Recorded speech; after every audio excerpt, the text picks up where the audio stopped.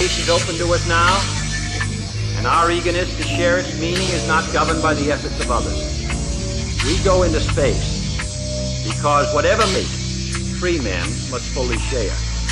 I believe that this nation should commit itself to achieving the goal before this decade is out of landing a man on the moon and returning him safely to the Earth. We choose to go to the moon in this decade and do the other things, not because they are easy, but because they are hard. Because that goal will serve to organize and measure the best of our energies and skills. Because that challenge is one that we're willing to accept, one we are unwilling to postpone, and one we intend to win. Before 1970, Americans will land an odd-looking spacecraft on the surface of the moon, step out, and walk across the lunar landscape.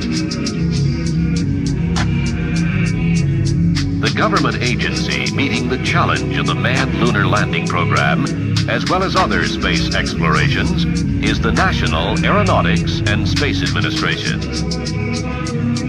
One of NASA's major installations devoted to achieving the goals of the nation's space programs is the John F. Kennedy Space Center, launch site for the Apollo Saturn V. From here, under direction of a government industry launch team, astronauts will begin their journey to the moon.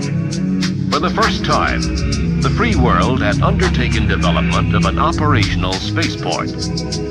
Its design and construction was one of the nation's greatest engineering challenges.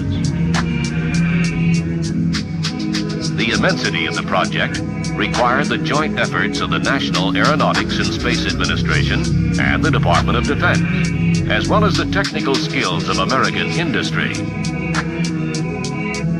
An operational spaceport, rather than a research and development facility, was conceived by Dr. Kurt Debus and his staff of NASA engineers. Plans for the mobile concept of launching huge space vehicles had been developed throughout years of experience in NASA's launch operations. The mobile concept differed greatly from the methods used to launch earlier space vehicles. At Cape Kennedy, assembly and checkout of the Saturn I rockets on the launch pad occupied the facility for extensive periods of time. It also exposed the launch vehicle to the damaging effects of the sun, corrosive salt air, wind, and rain.